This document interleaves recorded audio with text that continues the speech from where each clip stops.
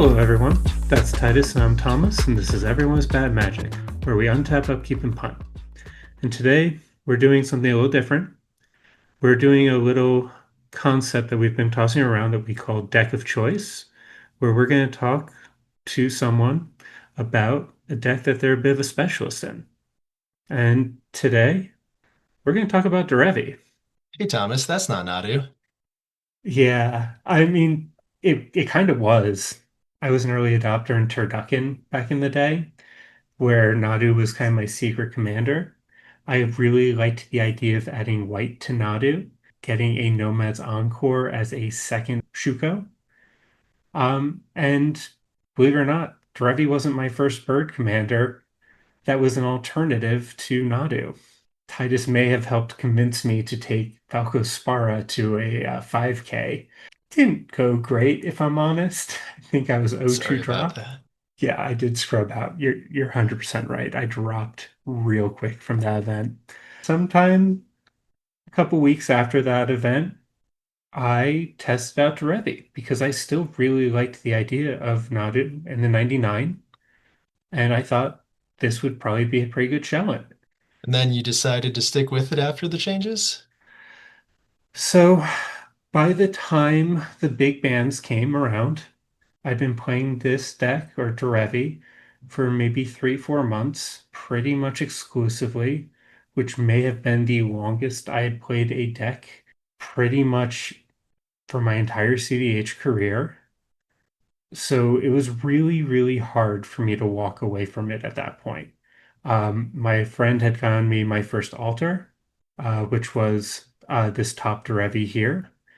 I had bought my second dual land at that point, so I had a tropical island and a savanna. And when you walk into duels, you're kind of stuck in those colors. So, despite how terrible those bands felt, there wasn't really another band deck. See, that's your mistake. You were supposed to go Underground Sea. Too late now. I guess I'm stuck down this road. I've been playing Derevi for what feels like about 2 years now. It is my main deck. It is pretty much the only Magic deck that I play regularly. I have probably somewhere around 3,000 games on this deck. I may keep two other cEDH decks in my rotation, but it is very heavily Derevi, and then two other decks that I will play around with and bring out once in a while. I am not saying that I am flawless on this deck. I make mistakes all the time. It is a very difficult deck to pilot, but is very, very rewarding when you get it right. It is kind of borderline a little addictive. And I think that if you talk to other people who are Derevi mains, they also struggle to play other decks because the play patterns of this deck are very unforgiving. And if you try to pick up another deck and come back to this one after a few months, you're not going to have a good time. Speaking of which, Titus, I think you played this deck a little bit. So yes, I am not as much of a Derevi connoisseur as Thomas, but I still have Derevi built. It needs changes. I keep saying that all the time, and I do know I never get to it where I fully make the changes that I would like to, but I still like the deck, and I think it's cool. And while Thomas is bringing up a great point, that it feels more complicated, like you have a few more hoops to jump through than, say, another deck would, even within the same color pairing. But I think that's the part of the charm of the deck. Isn't that something you enjoy as well? You get to figure out a puzzle while you're playing the game. Oh, 100%. And it's one of those things that you just have a ton of decision trees that you have to figure out each and every game. And I don't know if that's one of its strengths, but that's one of its charms. And so there's kind of three things that every commander has to do to be viable for cEDH. And those are make mana, draw cards, or be a combo enabler or outlet. And Derevi definitely makes mana, being an untapper or tapper. It has the ability to draw cards if you squint, being probably the best to one deck in the format. even though that's not really what my version of Derevi is designed to do. And it is a combo engine. And we'll get into some of the combos that it's capable of doing through this deck tech. And what does Bant, though, specifically bring to the table, Thomas? So when we're looking at the color pairings in cEDH, I think there's two colors that are way stronger than every other color, and it's not particularly close. I think it's blue and it's black. They're ahead of the rest of the colors by a mile. Blue having the best card draw and the best counter magic. It gives you agency in a game, while black gives you unrestricted tutors and explosive mana. Now, obviously, we don't have black, but having the best color in the game is very attractive in Bant. White is probably the best support color in the game. It has silences, which help you create windows. It also has surprisingly good card draw in Esper Sentinel, and it has access to color fixing and extra mana in probably the best card in the game, Smothering Tithe. And finally, green, which is arguably one of the weaker colors like red, still gives us creature tutors, which is pretty helpful in this deck, which also gives us access to a one card win con, which is super nice to have. What would you say are some of the strengths that Derevi has to offer? So this deck is way faster than most people expect. You see a Bant pile, and you're expecting somebody to try to drag the game into turn 5 or turn 6 and just play a mid-range slop. What we're trying to do is put a win on the stack turn 2 or turn 3, and then if we get stuffed, we can grind our way into the mid to late game. So we're not exactly Roxai, but there aren't too many decks that can actually keep up with us if we're actually racing. Now, is this deck flexible or fragile? Like when you hit its game plan, is it out for the count? So that does depend. There are some stacks pieces that do completely hose this deck. Torpor Orb in particular, if that ever becomes a meta stacks piece, Derevi becomes unplayable. That said, we can work around things like Opposition Agent, we can work around Collector Oof or OBM. It's a very flexible deck that can pivot between a number of different game plans, and we'll go through the different ways to win that can usually get around a good number of things that opponents can throw at us. And the deck can actually run a decent number of different stacks pieces that can easily win through. So you would say probably some of the pros for playing Derevi are being able to play through, outside of Torpor, a good number of stacks pieces. Yeah, I would say that Torpor Orb and Humility are the only two stacks pieces that would pretty much invalidate the deck at the moment. There's also one other kind of hidden pro for Derevi.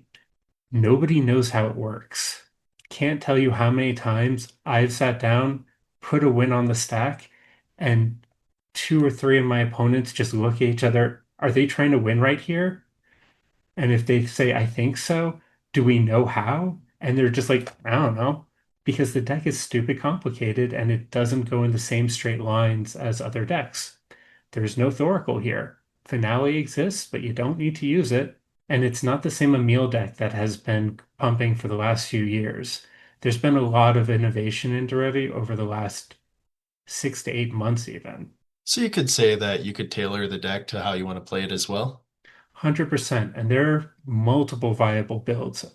Even outside of mine, I am not saying that mine is the only competitive and viable build. It's just the one that I enjoy the most and that works for my play style. There are also other ways to build this deck, such as a dedicated stacks build that utilizes stacks pieces like Stasis. There's Cradle Midrange that tries to its best to imitate something like a Yoshi Thras, where you're abusing Gaia's Cradle. Even Gold Sabretooth has a new version of the deck that he took to a tournament to great success that looks like an ETB tribal deck, which I think is very cool, but would not fit my package because I think I'd have to swap out like 10 to 15 cards to even test any of the things that he's trying to do. I'm not saying that any of these things are correct or incorrect. I believe that is very much player preference. Yeah, I think that this is something that can fit a lot of different people's play styles. And this commander can be a little bit tricky. We talk about punts here a lot, and I cannot tell you how often I punt with this deck.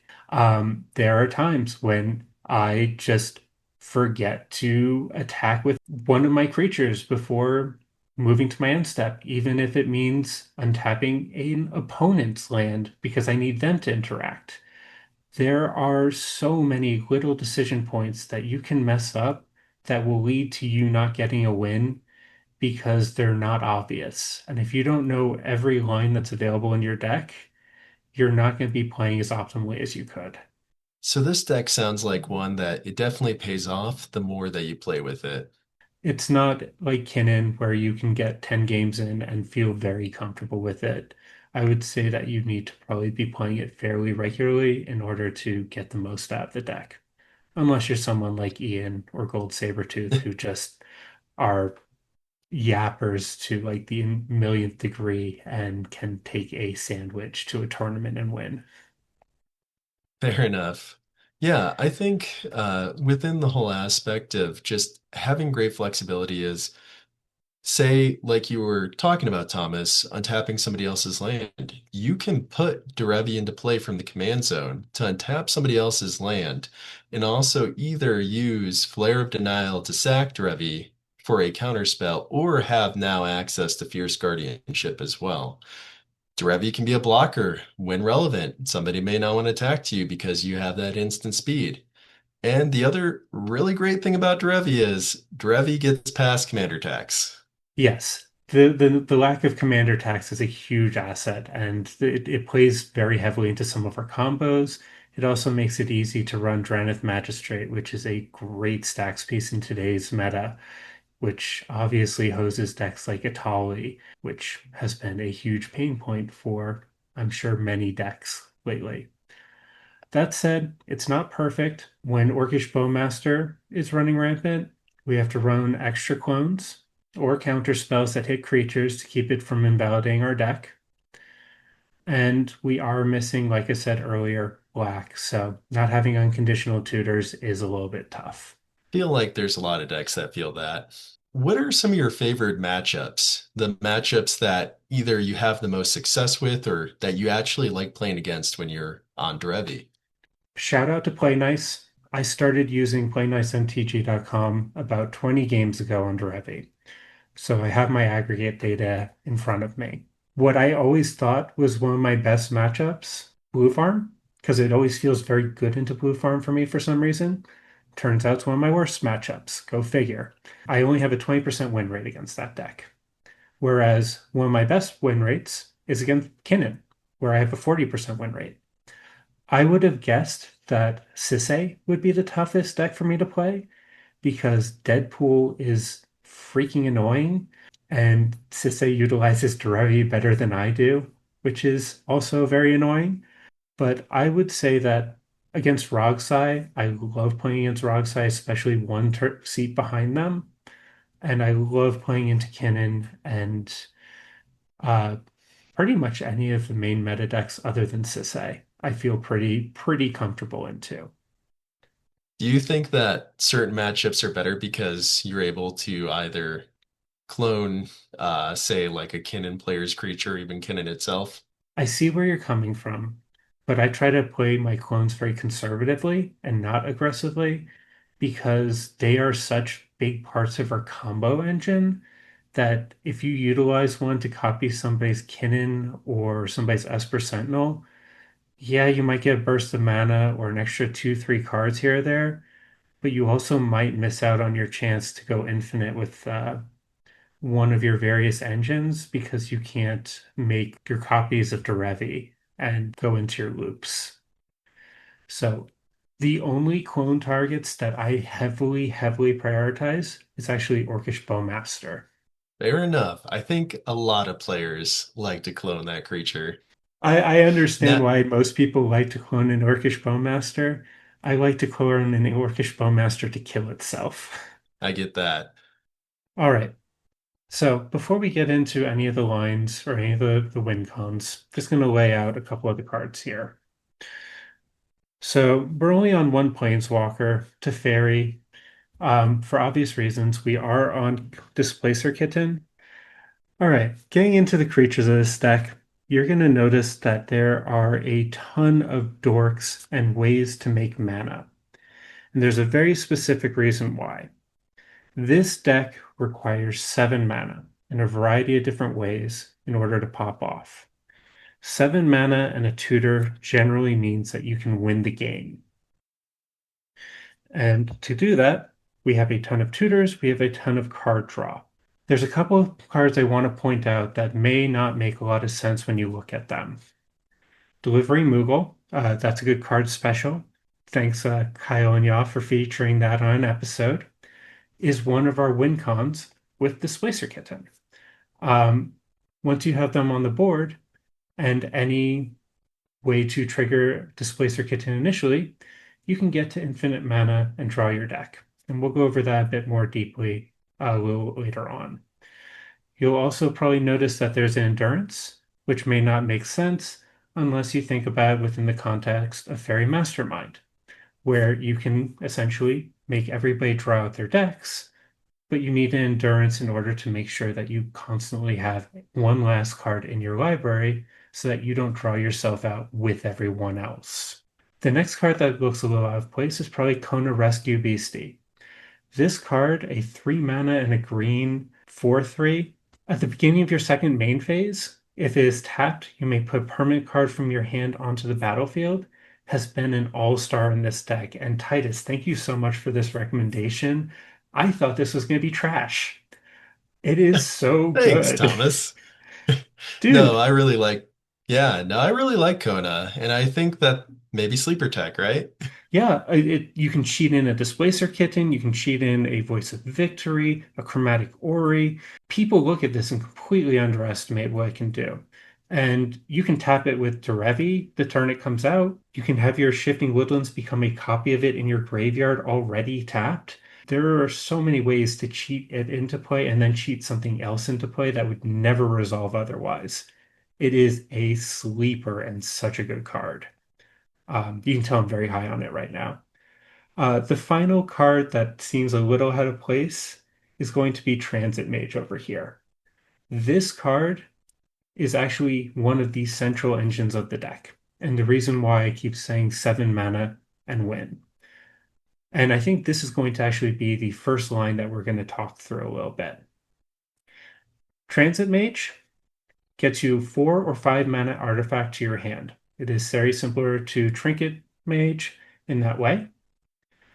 What we are aiming to get here is generally a birthing pod.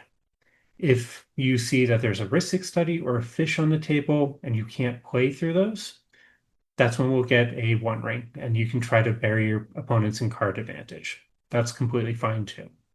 But if you have 7 mana and Derevi on the board, you can play out your Transit Mage, grab your Birthing Pod, play it for 3 mana and 2 life, pod away the Transit Mage for a Delivery Moogle. Moogle will fetch up a Lotus Petal or a Mox Diamond.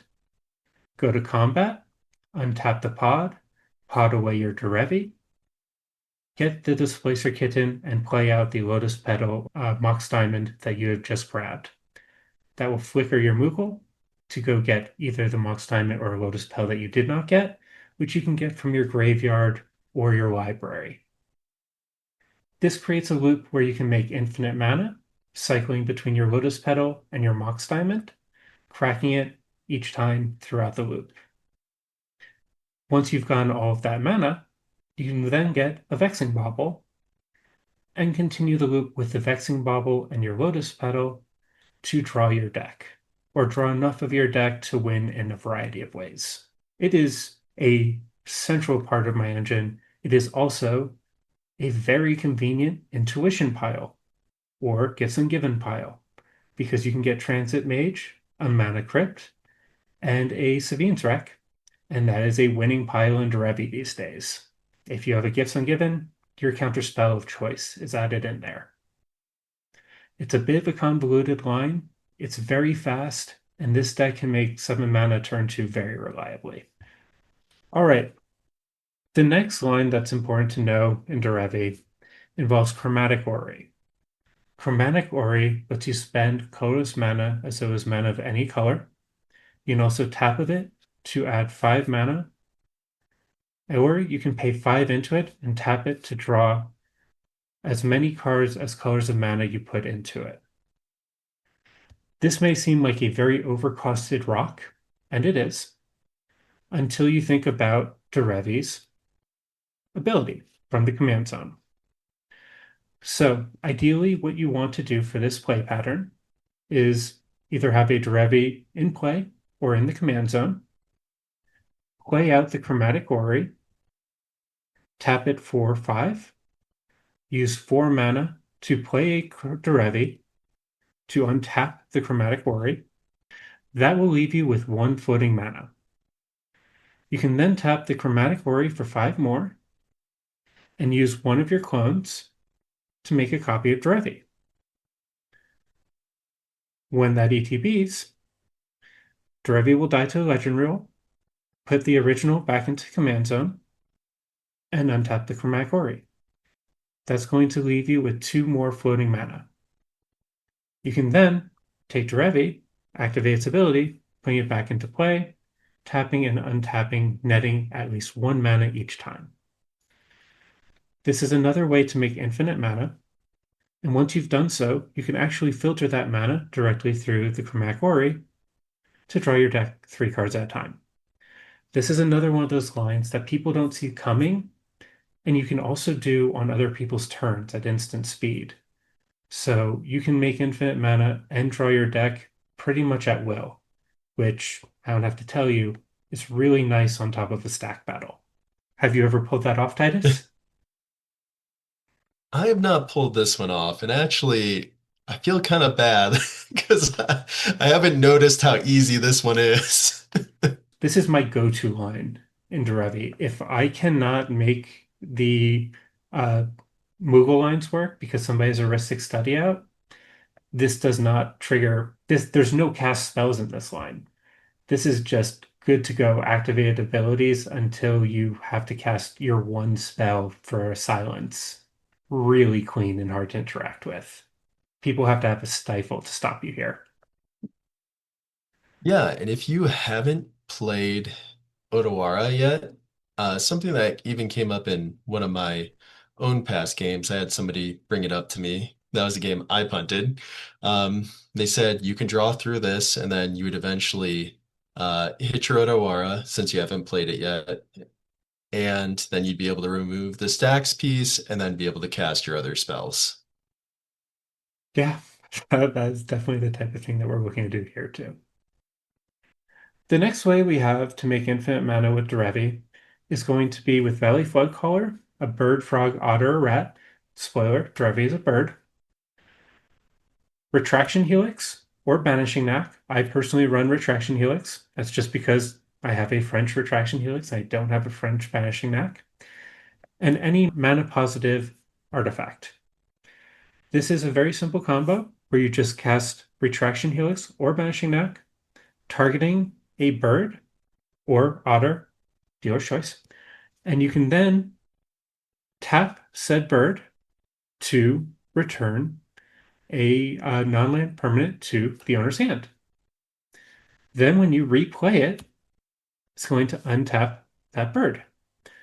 So essentially, we are tapping for 2 mana, tapping Derevi to put the Soul Ring back in our hand, replay the Soul Ring for 1, which will untap the Derevi, tap Derevi, back to hand, replay the Soul Ring, netting 1 mana each time. This also works for things like Mox Amber or Chrome Mox if you have 3 or more artifacts so that you can get colored mana instead of just colorless. Notably, this doesn't allow us to draw our deck, but having infinite mana always helps, especially when you can then start bouncing other permanents and hopefully figuring out ways to get there from there. So there's actually a couple of nifty things this can do, right? So Thomas, you run deafening silence in your list, right? I do. So you can even bounce the deafening silence back to your hand with the retraction helix and then say cast your Mox Opal or whatever zero cost or Soul Ring, something like that, provided you have the mana. Oh, 100%. It is definitely a way around that and a way to return your stacks pieces so that you can play through them a little bit more easily. Valley Flood Color allows you to cast non-creature spells at instant speed. Are you on anything to tutor the One Ring that is non-creature? Yes, many, many things. So you can also then start after producing infinite mana, be able to go and acquire something like the said One Ring, and then start drawing your deck out that way. And that's kind of the beauty of this. This is also just free to run because every card in this combo is something that you want to have in your deck anyway. I want to be running a ton of rocks. I want to be running spells that bounce my opponent's creatures and permanents. I prefer temporary interaction in this deck. I want my opponents to be able to replay their stacks pieces after I've done what I want to do underneath them. And I want to be able to play things at flash speed. So this is kind of a no cost include that occasionally ends up having very high upside. There is not a blue deck that I would not include this in if I have a single way to make this kind of combo work. Now, you would only include, though, one of them, right? Either Banishing Knack or Retraction Helix, not both of them. That's correct. I prefer to run one into the Floodmaw over both of them because I don't want to have to rely on there being an open creature all the time. It can be awkward if you have to rely on your opponent to bounce a stacks piece or at a creature that a opponent is using to try to win, and it can kind of open up draw scenarios that might not be there otherwise. Understandable. And Into the Floodmaw is only a opponent's permanent, right? Either a creature or non-land. So they can't deflecting swat this back to one of your permanents, correct? Correct. Which also has the downside of you can't bounce your own permanents if you need to, so it's six of one, half a dozen of the other. But something like a Chain of Vapor might be a little bit too risky with the style that you're looking to play. Yeah, I'm running Chromatic Orrery and Kona. I don't want people to be able to bounce back at me. I get that. Yeah. All right. So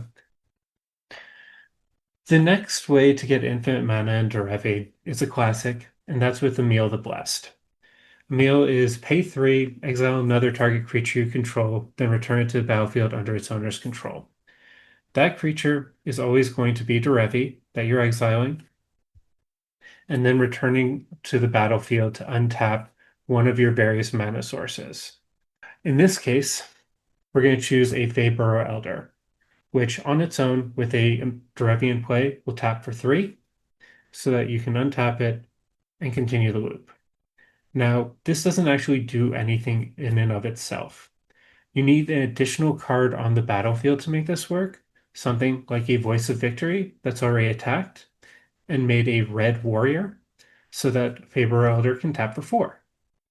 Or something like a Kinnan or Badger Mole Cub that makes it a tap for an additional mana. This, in my opinion, is kind of one of the weaker lines to make infinite mana because it does require three or four cards on the battlefield.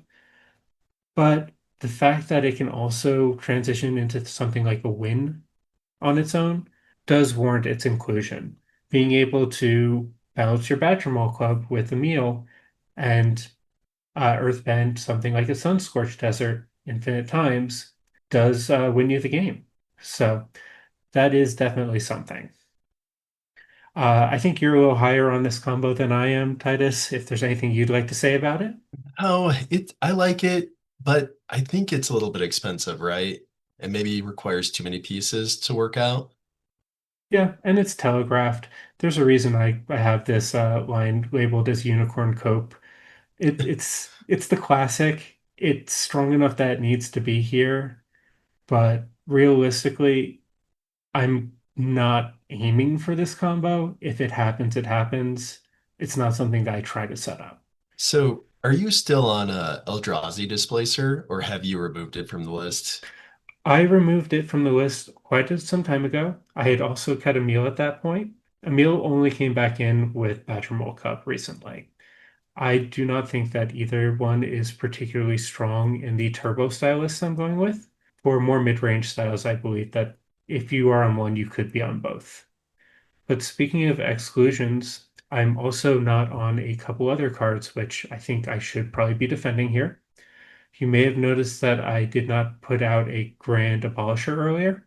That is a hard one to justify. Grand Abolisher is an insanely strong card, and I don't think anybody can really argue against that.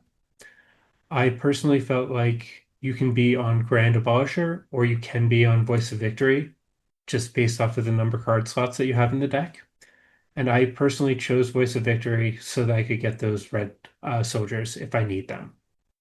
That is the only reason. So I think that's the perk of Voice of Victory, especially in a deck that runs either Feyburrow or Bloom Tender.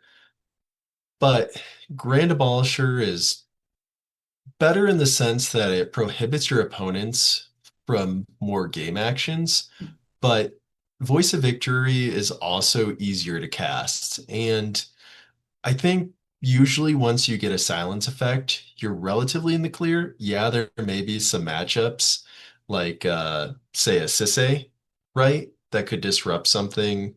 Anybody that has an activated ability effect. But to my knowledge, Ottawa and Bosage, you just get past Grand Abolisher anyways and can disrupt some of the combos. Not to say for this deck, but just in general. Yeah, and you're right. Double white is a very, very real cost in this deck. And that is not something that can be understated, honestly. Um, the other reason why, well, less of a reason why and more of just like a excuse is I'm not really trying to win on my turn most of the time. I'm trying to win on the stack or on somebody else's turn. So that is why I'm not on Grand Abolisher. I acknowledge that that could be incorrect and maybe I should swap that out for Teferi. The next card that I'm not on that a lot of people will probably notice is Ranger Captain Vios. We're still coming out of the turbo meta here in Denver. Things are very, very fast. If you are not attempting to win on turn two or turn three, you're probably cooked. I don't know about you, Titus. I have not seen many games get to turn five or turn six, which is where I think Ranger Captain really thrives. I'm on um, Orm's Chant instead, and the card's been great for me. Every single time I draw Orm's Chant, I am happy to see it, and I am not thinking to myself, man, I wish this was a Ranger Captain Evios. Plus, your opponents can't easily clone the Orm's Chant Yeah, as they can a Ranger Captain, and now you either sacrifice it or you stare at each other and say, all right, who's cracking first? yeah, and hidden benefit, if Itali's swinging at me, no, you're not. Uh, That is true. Orm's Chant overall has been a good card, and typically decks that lacked interaction, like say blue, I'll take why not both. I'm happy to run blue interaction and run white interaction. I've been very impressed with Orange Chant, and I don't see myself cutting it anytime soon. Orange Chant's pretty solid. It's always been solid, but I think more people are recognizing it. And, with the silence effect, even if it's just one player, that can be pretty detrimental and have a lot of influence in the game. And I would actually say them it only affecting one player makes it kind of a better political tool because there are situations where you won't be allowed to resolve a silence, even to the detriment of a table, when you really need to be able to resolve a silence. So being able to orange chant and only hit a single person can be very, very helpful. The final card that I would say is probably a noble exclude, especially to people who have been playing Derevi in the past, is going to be Delny. Um, Delny's freaking broken, but it's too slow.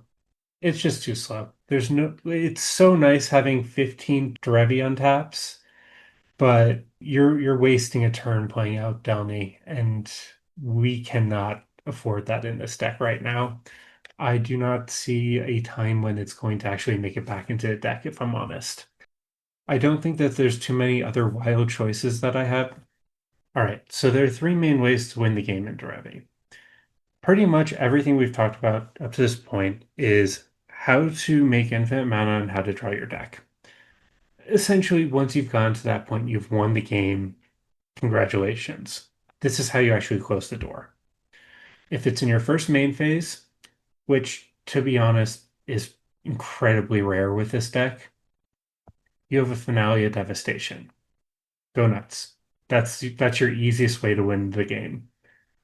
Just overload it with every creature on your board, kill everyone. The next way to win the game was probably the safest way to win the game is with very mastermind loops. For this, you're going to need to have a Smothering Tithe on the board, which I know nobody ever wants to have anyway. A Kinnan to make your treasures tap for an extra mana, and a Fairy Mastermind that you can feed 4 mana in to make everybody draw a card. Essentially, every time you pay 4 mana into Fairy Mastermind, you're going to make everybody draw a card and eventually make 3 treasures off of each activation.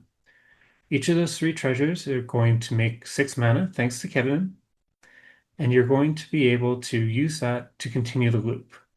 Ideally, you're going to start locking your opponent's spells on the stack so that they cannot interact with this. And as you draw everybody through their library, if you have less cards than anyone, you can start to flash in Endurance to make sure that you always have one more card at the bottom of your library than everybody else. This is just impossible to get out of once you've set it up. There are players who will not realize that they're dead until you start going, and then there are people who will just look at them and say, "We've already lost. We can pack it up." They may make you show you the Endurance or something like a Green Sun Zenith, which we're not personally on, or something like an Angel's Grace. I've chosen Endurance because it also hits graveyards for Underworld Breach and for Lumra, which I weirdly play against a lot of Lumra, so this is just a wonderful card to have in the deck regardless. Tyus, I believe you have some thoughts on Smothering Tide or this particular line. I just hate Smothering Tithe. Fair and reasonable. Uh, the final way to win the game with this deck is going to be with 2 cards that are beautifully proxied with my lovely handwriting. Badger Milk Cub and Sunscorched Desert. Both are in the mail currently. And Emil. Essentially, once you've made your infinite mana, you can start to flicker Badger Milk Cub to Earthbend the Sunscorched Desert to ping your opponents. And you can do this over and over again, doing 1 damage to each opponent until they're all dead. You can do this at instant speed. That's the main reason that this is in here, is a very low opportunity cost with just the land being in the deck. That is the main reason why I've chosen to use these 3 lines as my ways to finish off games. It's because collectively, these are 3 pretty bad win lines, but all of the cards involved are individually good in the deck, with maybe the exception of the Sun-Scorched Desert. But even that can ping an Orcish Bowmaster. So, incidental upside. That says any target. Says any target. Did you have anything else that you want to add in on win lines or any win lines that you've run in the deck that you think are better? I don't think they're better, but I'm still on the old line that you used to play Alter the Brood. Fair enough. I think Altar of the Brood is a decent win line, but that actually transitions us into our next thought. Is I actually chose to pull the Altar of the Broodlord, which was the payoff for the delivery Moogle lines, in exchange for Vexing Bauble. The reason being, Altar of the Brood, if you play that out early, you can feel somebody's breach and they can just win out from under you. If you play Vexing Bauble out early, you can stop somebody from winning the game. It is just inarguably a better card to have out on the board earlier. You can also sack it to draw a card, which is why I'm treating it as my outlet for the Moogle Loops, because it can draw me my deck without opening me up to undue risk earlier in the game. And it's actually become one of my 3 stacks pieces, because I can play through it very easily. Activated abilities are not casting spells, so Derevi activations getting onto the board, perfectly fine. Deafening Silence doesn't really affect me because we're playing mostly creatures, and I only really need to play maybe a tutor or a value engine once a turn. And Drenith Magistrate, I would love if somebody cloned my Drenith Magistrate. I don't have a commander that uses command attacks or the command zone. We just activate an ability to put it into play. And I don't play Underworld Breach or play things from exile. So this is essentially free to run. And it hits so many decks that are relevant in the format. Now, how do we get to some of the ways to win, right? What are some of the lines to tutor through? We have Spellseeker, you're on Intuition, correct? Yes, that's correct. We have Intuition. We are on Spellseeker. We are running pretty much every tutor for artifacts and creatures that are legal in Bant, minus things like Wargate. To go through that list would be pretty exhaustive, and I'm not going to touch on all of them. But essentially, the realistic thing is we don't win by small margins. We win by going infinite. I can't tell you how many times I've scraped by on games because it doesn't really happen.